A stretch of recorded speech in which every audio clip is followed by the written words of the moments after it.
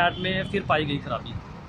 Election commission of India की तरफ से वीवीपैट पर चुनाव करने की घोषणा की गई। उसी वक्त खुले मेडिकल जो इलेक्शन कमेटी की तरफ से भूख हड़ताल की घोषणा की गई और अमृतसर जो प्रशासन है उन्होंने कॉल की कि आप ये बताएं कि हमारी ईवीएम मशीन में खराबी क्या है। लेकिन जो इलेक्शन कमेटी की जो टीम वहाँ पर गई उन्होंने देखा कि सही में वीवीपैट में खराबी पाई गई। सो मेरे साथ इस वक्त एडवोकेट अंकुश गिल जी खड़े हैं, हम उनके साथ बात करेंगे। सर, क्या नाम आपका? सर, आपको जब प्रशासन ने कॉल की तो वहाँ पर आप गए, आपने क्या देखा? हमें जाते ही हमारा स्वागत किया माननीय विकास सीरा जी एसडीएम साहब हैं, कम इलेक्शन ऑफिसर। उन्होंने हमारे कई इशू सुने, उनको एड्रेस किया, लेकिन हमारी उनसे कोई सहमति नहीं बन पाई, क्योंकि जो भी इशू उन्होंने हमें एड्रेस किए उसके जो विपक्ष में हमने जो दलीलें देनी थी उसका हमने मेमोरेंडम में पहले जिक्र करके माननीय चुनाव कमिश्नर जी को दे चुके पहले 18 जनवरी। इसलिए हमारी उनसे कोई सहमति नहीं बनती। उन्होंने कई बातें कही कि जैसे ईवीएम हमारे इंडिया की बनती है, दुनिया में सबसे बढ़िया है, इससे बढ़िया ईवीएम दुनिया में कहीं भी नहीं है। तो माननीय चुनाव कमिश्नर ने भी अपने जो प्रेस रिलीज था उसमें भी उन्होंने यही दावा किया। लेकिन कई तरह की वीडियो आई, इसका हमने जिक्र किया तो उन्होंने हमें ये कहा कि भाई सुनी सुनाई बातों पे विश्वास नहीं करते। हमने कहा कि भाई सुनी सुनाई बातों पे हम विश्वास नहीं करते, लेकिन ये बात तो सच्ची है कि इसके अंदर जो माइक्रो प्रोसेसर लगता है ईवीएम के अंदर, बनती चाहे इंडिया में ही है, बेंगलोर में चाहे, लेकिन इसके अंदर जो माइक्रो प्रोसेसर लगता है वो यूएसए की कंपनी माइक्रोचिप इनकॉर्पोरेशन बनाती है। उसके माइक्रो प्रोसेसर के अंदर फ्यूज़ करते हैं उसका कोड, वो माइक्रोचिप इनकॉर्पोरेशन करते हैं। दूसरा जापान की रेनेसिस कंपनी करती है, और जो जापान है वो अभी भी बैलेट पेपर पे चुनाव करता है, हमें वो माइक्रो प्रोसेसर बना के देता है। तो हम ऐसे कैसे विश्वास कर सकते हैं कि विदेशी कंपनियां हमें माइक्रो प्रोसेसर बना के देती हैं? हमारी ईवीएम का जो दिमाग है वो हमें विदेशी कंपनियां बना के देती हैं, हम ऐसे ईवीएम को कैसे विश्वास? दूसरा हमने ये भी कही उनसे बात कि जर्मनी जो है वो भी एक बड़ा एडवांस कंट्री है। जर्मनी की फेडरल कोर्ट है, जो हमारे यहाँ माननीय सुप्रीम कोर्ट है उधर फेडरल कोर्ट बोलते हैं। फेडरल कोर्ट ने ये सिर्फ इस आधार पे ईवीएम को अनकॉन्स्टिट्यूशनल करार दे दिया कि एक आम साधारण व्यक्ति से ये उम्मीद नहीं की जा सकती कि वो इतना समझने के काबिल हो जाए कि ईवीएम से वोट पड़ती कैसे है और उसकी गिनती कैसे है। सिर्फ इस आधार पे उन्होंने तो कोई गड़बड़ी भी नहीं देखी कि ईवीएम में कोई गड़बड़ी हो गई या कुछ ऐसा हो गया या वीवीपैट खराब हो गया, नहीं, उन्होंने सिर्फ इसी आधार पे उसको अनकॉन्स्टिट्यूशनल करार दे दिया। दूसरा, हमारे देश में जब यूपीए सेकंड की जो सरकार बनी उसके बाद जो मोदी जी वाले इलेक्शन थे, तो उससे पहले जो 2013 में सुप्रीम कोर्ट माननीय सुप्रीम कोर्ट जी का फैसला आया कि सुब्रमण्यम स्वामी वाले केस में कि वीवीपैट के बगैर ईवीएम के साथ फेयर इलेक्शन नहीं हो सकते। उसके बावजूद भी इलेक्शन हो गए, कई विधानसभाओं के इलेक्शन हो गए। हमने उसको ये भी बोला इलेक्शन ऑफिसर जी को कि जो इतने इलेक्शन हो गए हम मान लेते हैं, अगर वैसे तो हम ये भी नहीं मानते कि वीवीपैट लगाओ, हम तो बोलते हैं कि बैलेट पेपर लगाओ। पर अगर हम आपकी बात मान भी लें कि वीवीपैट से होना चाहिए, उससे फेयर इलेक्शन नहीं होता ईवीएम से, पर जो हो गए, जो सरकारें बन गई, अनकॉन्स्टिट्यूशनली सरकार बन गई, उसका कौन जिम्मेवार है?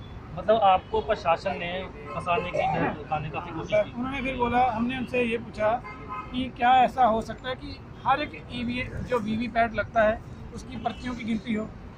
उन्होंने बोल दिया कि अगर ऐसा ही करना है तो फिर बैलेट पेपर ना लगा लो। तो यही तो हम मांग कर रहे हैं कि अगर पर्चियाँ भी वीवीपैट से भी पर्ची निकालनी है, ईवीएम का भी खर्चा करना है, उससे अच्छा कि बैलेट पेपर लेके आओ। सिंपल, हर एक इंसान ये समझ सकता है कि भाई एक पर्ची आई है, उसके ऊपर निशान लगे, हमने मोहर लगा दी, इसको पर्ची में डाल दिया, ऐसे ऐसे अलग कर लिया तो और उनको गिन लिया। सिंपल सा साधारण सा मामला है।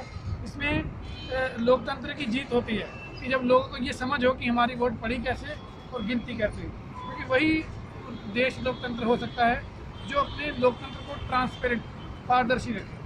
उसके अलावा कोई देश लोकतंत्र नहीं हो सकता। तो वो अपने आपने जो उनका फॉल्ट पकड़ा मशीन, वो फॉल्ट आपने कैसे पकड़ा? फॉल्ट असल में हमने नहीं पकड़ा, उन्होंने खुद ही बताया कि जब इलेक्शन कानून ने मशीन स्टार्ट की, जो बूटिंग होती है, जो स्टार्टिंग का प्रोसेस को बूटिंग बोलते हैं, बूटिंग के दौरान स्लिप्स निकली कि भाई मशीन इतने बजे स्टार्ट हुई, ये वाला इसके साथ हार्डवेयर जुड़ गया है, वैसा वैसा। वो शुरू होते होते अचानक से बंद हो गई। तो फिर वो इलेक्शन कानून जी बोले कि मशीन ख़राब है तो डैम ऐसे ही चलेगी। फिर उन्होंने वैसे ऐसे उंगलियां लगा के ऊपर निशान के ऊपर ये दबाएंगे, ये वाली पार्टी को वोट पड़ेगा, ये ऐसा ही होता है। मतलब यही प्रोसेस है। उसके बाद मतलब प्रशासन खुद फंस गया। बिल्कुल बिल्कुल बिल्कुल। और क्योंकि वीवीपैट जो लेके आए वो तो पहले ही ख़राब पड़ी थी, तो ऐसी ख़राब मशीनें अगर देश में लगेंगी तो लोकतंत्र को कैसे हम सेव कर सकते हैं। तो ये जो बहुत इस वक्त ये कब तक जाएगा? ये फुले अम्बेडकर जॉइंट एक्शन कमेटी के जो हमारे आगू हैं, हमारे जो लीडर हैं, माननीय रविंद्र कुमार हंस जी, ये पहले ही घोषणा कर चुके हैं 18 जनवरी 2019 को कि जब तक बैलेट पेपर का सिस्टम इंट्रोड्यूस नहीं होता, वापस री इंट्रोड्यूस नहीं होता, इंट्रोड्यूस तो वो पहले सरकार ने किया था, जब तक ये री इंट्रोड्यूस नहीं होता, वो एबॉलिश नहीं होता वो सिस्टम जो बैलेट पेपर वाला, तब तक ये हड़ताल जारी है। अंकुश जी, एक बात मैं आपसे पूछना चाहता हूँ कि जैसे ईवीएम ख़राब रही है आपकी चेकिंग के दौरान, तो ऐसे ही जब इलेक्शन होता है कई मशीनें, बहुत सारी मशीनें खराबी आती है। तो हमें इलेक्शन कानून जी से हमने ये पूछा था कि अगर इलेक्शन में प्रॉब्लम आ जाए तो उन्होंने हमें ये बताया था कि हम बैकअप के लिए 2-4 मशीनें साथ लेके चलते। अच्छा, तो इसके साथ जो वोट डाल के जाते हैं उनको ही दोबारा रिपीट करते हैं ये लोग? ये तो वही बता सकते हैं। दूसरा हमने ये भी पूछा था कि कुछ ऐसे एरिया हैं हमारे देश में, असम जैसे, जहाँ पे बारिश बहुत होती है, तो ऐसी जगह पे क्या ये मशीन चल सकती है? उन्होंने हमें बोला था कि ऐसी जगह पे ये मशीन ख़राब हो जाती है, ज़्यादा नमी वाली जगह पे ये मशीन ख़राब हो जाती है। दूसरा, इसको डायरेक्ट सनलाइट में नहीं रख सकते, ज़्यादा गर्मी में भी ये मशीन ख़राब हो जाती है। तो इसलिए हम ऐसे बोलते थे कि अगर ज़्यादा गर्मी में ये ख़राब हो जाती है तो बैलेट पेपर लगा लो, जितनी मर्जी गर्मी हो जाए, चाहे शिखर धूप में आप इलेक्शन करा लो, उसको डायरेक्ट सनलाइट का भी कोई खतरा नहीं है। तो अब सबसे सेफ तरीका यही है, क्योंकि जापान, आयरलैंड, बहुत सारे देश हैं, जर्मनी, इंग्लैंड, जो बैलेट पेपर से चुनाव करते हैं, तो वो जो देश है हमारे देश से काफ़ी आगे, तो वो अगर इसको इस्तेमाल करते हैं अभी तक, तो हमें उसको क्यों नहीं फॉलो करना चाहिए। सर, अंत में बहुजन जो युवा यहाँ पे युवा हैं उनको कोई मैसेज देना चाहूँगा? मैं तो अपने युवा भाई बहनों को यही मैसेज दूंगा कि लोकतंत्र सबसे ज़्यादा ज़रूरी है अपनी ज़िंदगी में, क्योंकि भारत में जो भी थोड़ी बहुत खुशहाली आई है,